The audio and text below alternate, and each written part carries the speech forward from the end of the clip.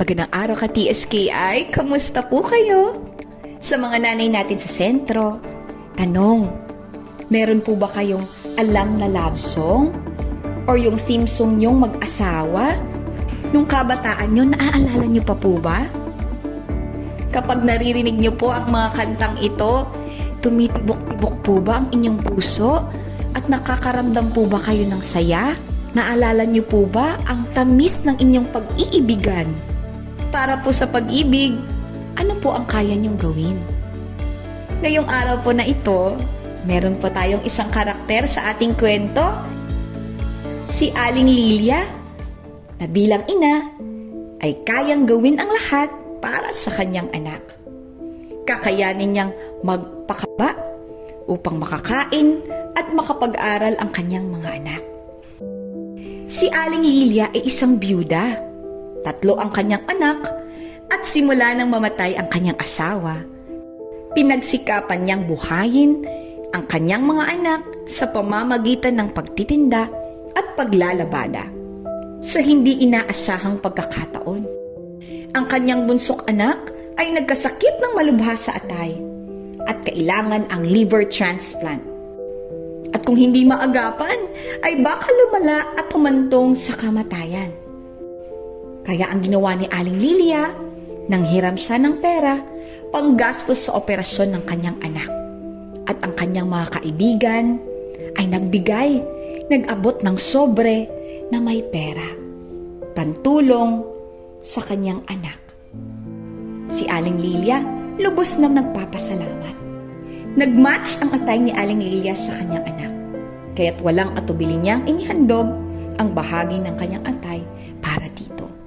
Nagawa ang operasyon at naisalba ang buhay ni Junjun dahil sa pag-ibig ng kanyang ina. Dahil sa pag-ibig, magagawa ng isang tao ang pinakamabigat na bagay kahit kapalit pa ang kanyang buhay, tulad ni Aling Lilia. Ikaw ka TSKI, ano ang kaya mong gawin para sa pag-ibig at dahil sa pag-ibig? Alam niyo po ba na ang taong umiibig ay hindi makatitiis na nagdurusa ang kanyang minamahal? Gagawa siya ng paraan upang mailigtas ang kanyang minamahal. Tandaan po natin na ang bawat isa sa atin ay darating sa kamatayan. Ito ang isa sa mga bagay na hindi natin maiiwasan bilang tao. Ang isa sa mga pangunahing dahilan kung bakit ito nangyayari ay dahil sa kasalanan. Kapag narinig niyo po ang salitang kamatayan, ano pa ang unang pumapasok sa inyong isip? Ang kwento ni Aling Lilia ay kwento ng pagsasakripisyo. Ang Biblia ay nagtataglay ng mga kwento ng pag-ibig at inilarawan dito ang pagmamahal ng Diyos sa sangkatauhan.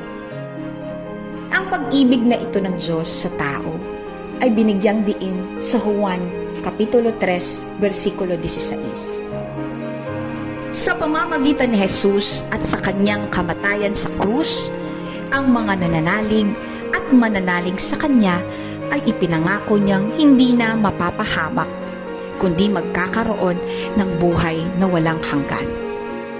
Isinugo ng Diyos si Jesucristo upang sa pamamagitan niya ang lahat ng mananalig ay hindi na mawawalay sa Diyos, kundi magkakaroon ng buhay na walang hanggan. Mga ka-TSKI, makakaya nating gawin ang bagay na dati ay imposible sa atin dahil sa pag-ibig. Tulad ng ating Panginoong Hesukristo na namatay sa krus, nagsakripisyo siya ng kanyang buhay.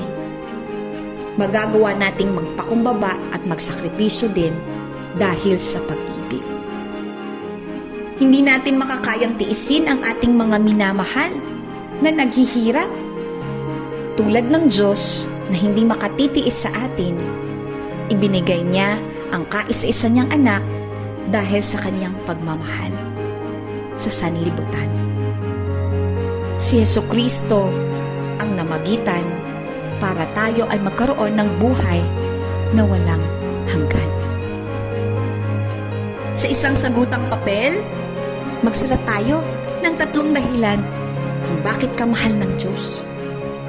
1, 2, 3. Mahal ako ng Diyos dahil pag nilayan natin ang ating mga sagot at namnamin natin ang pagmamahal ng Diyos sa atin. Para po sa ating refleksyon, paano mo maibabalik sa Diyos ang pag-ibig at kabutihan niya sa iyo?